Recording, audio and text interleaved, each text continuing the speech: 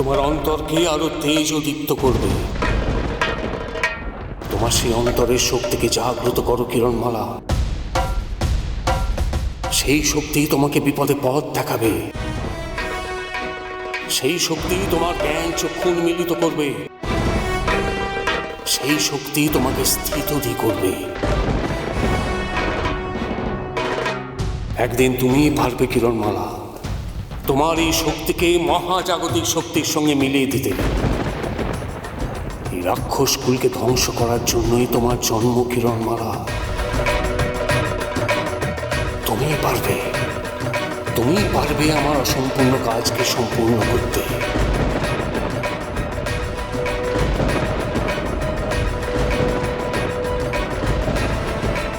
আমি তোমাকে সর্বান্তকরণে আশীর্বাদ করছি কিরণমালা।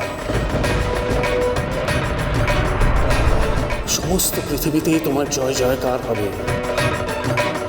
সমস্ত মনুষ্য জাতিকে তুমি রাক্ষসদের অত্যাচারের হাত থেকে মুক্ত করবে।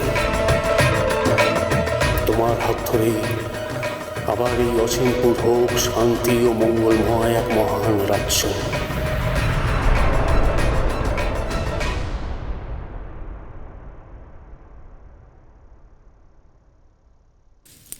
বিজয়ী হও কিরণমালা।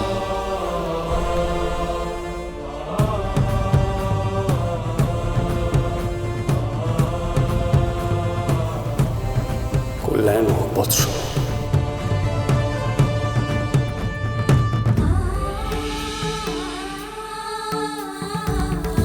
আশীর্বাদ করুন বাবা। আমি যেন কিরণের এই যুদ্ধে নিজের শেষ বিন্দু দিয়ে লড়তে পারি।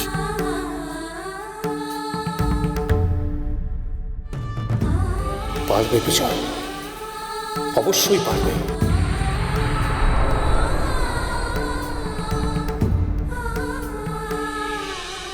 এবার আমার বিদায় নেবার সময় হলো।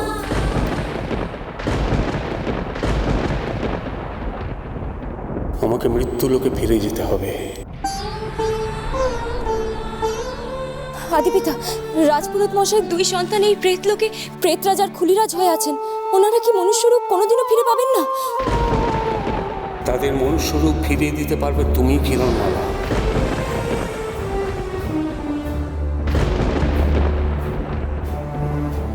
একমাত্র তুমি। এবার আমায় বিদায় নিতে দাও। কল্যাণ হোক তোমাদের।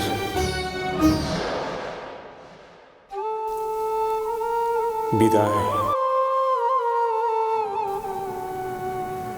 বিদায়।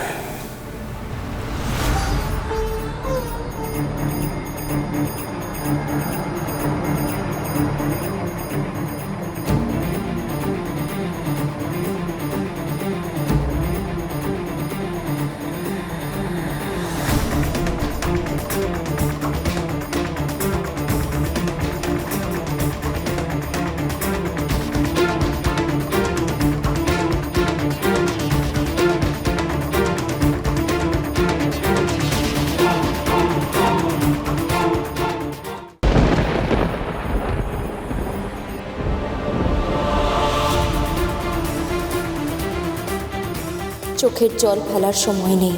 আমাদের এখন অনেক কাজ বাকি আছে। আমাদের এখন একটাই লক্ষ্য, নিজেদের জীবন দিয়ে রাক্ষস নিধন করা। এসো, আজ আমরা আদি পিতাকে ছুঁয়ে প্রতিজ্ঞা করি।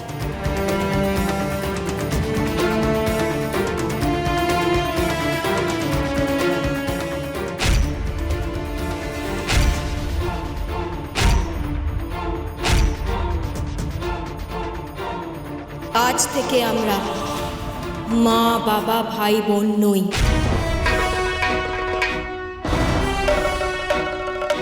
আমরা যোদ্ধা, রাক্ষস নিধন যজ্ঞের সেনানী। আমরা যতদিন না রাক্ষসদের ধ্বংস করতে পারছি, আমরা এই শপথে আবদ্ধ থাকব। হে আদি পিতা, আপনার সম্মুখে আমরা এই শপথ গ্রহণ করলাম। আমৃত্যু আমাদের এখন একটাই লক্ষ্য, রাক্ষস ধ্বংস করা।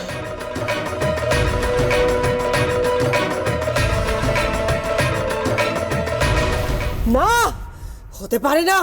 আমি কিছুতেই হতে দেব না। আমার পথে এত বাধা আসতে পারে না। ত্রিভুবনেশ্বরী আমি হবই।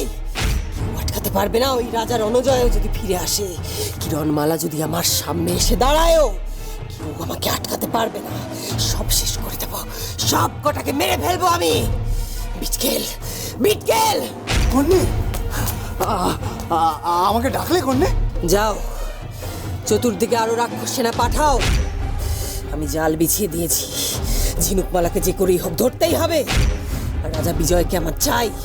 আমার সতীন রূপমতিকেও আমার চাই। বুঝতে পেরেছো তুমি? কেউ যেন পালাতে না পারে।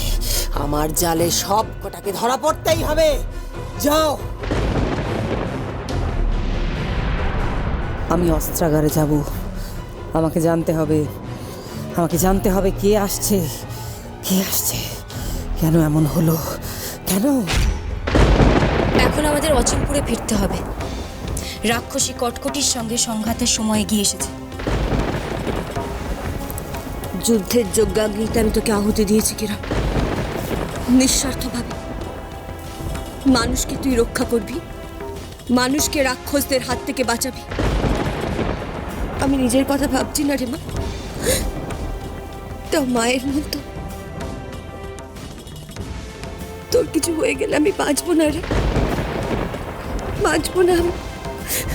যাকে তুমি যুদ্ধের যজ্ঞাগ্নিতে আহুতি দিয়েছ, সে তোমার মেয়ে নয়। আমি এখন মহাযুদ্ধের যোদ্ধা। আর তুমি শুধু এখন কিরণমালার মা নও, তুমি রানী রূপমতি। গোটা অচিনপুরের সবার মা তুমি।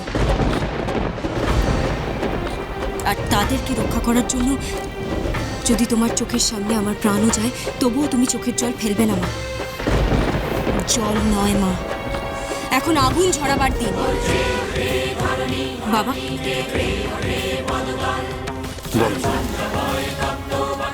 বাবা তুমি অদৃশ্য হয়ে অচিনপুরে ফিরে যাও।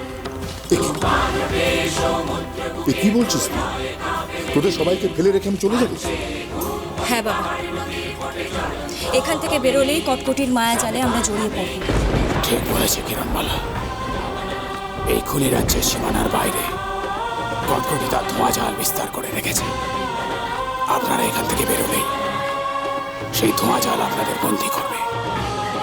আর সেই জালে আমি আর মা জড়িয়ে অচিনপুরে ফিরব। অচিনপুরে ফেরার সেটাই হলো সব থেকে সহজ রাস্তা। ঠাকুরমশাই,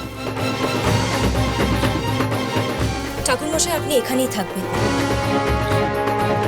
এইটাই হলো এখন আমাদের ঘাঁটি। এখানেই আমাদের সব পরিকল্পনা করতে হবে। আর এখানে আইমাকেও আমাদের নিয়ে আসতে হবে। আপনারা এখান থেকে কোথাও বেরোবেন না। আমার কাছে প্রেত শিঙা আছে। আমি যদি কোনো বিপদে পড়ি, তাহলে সেই শিঙা বাজিয়ে আপনাকে আহ্বান করবো খুলিরাজ। নিশ্চয়ই, তুমি আমাকে আহ্বান করলেই আমি খুলি সৈন্য নিয়ে তোমার কাছে পৌঁছে যাব কিরণমালা। বেশ, তবে এই মহাযুদ্ধে তুমি আমাদের কর্ণের কিরণমালা। এই যুদ্ধের সেনাপতি তুমি। তুমি যা আদেশ করবে আমরা মাথা পেতে মেনে নেব। আমাদের হাতে একদম সময় নেই। মা, বাবা, চল। ঠাকুরমশাই, আপনি আমাদের আশীর্বাদ করুন। না, স্বয়ং আদি পিতা মহারাজ রণজয়ের আশীর্বাদ তোমার উপর বর্ষিত হয়েছে কিরণ। আর কারোর আশিসের তোমার প্রয়োজন নেই। তুমি এগিয়ে যাও, বিজয়িনী হও।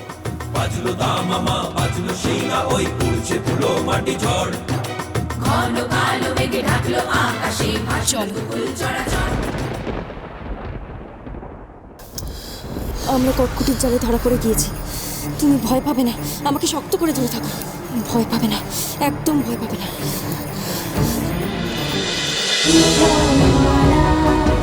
Hero,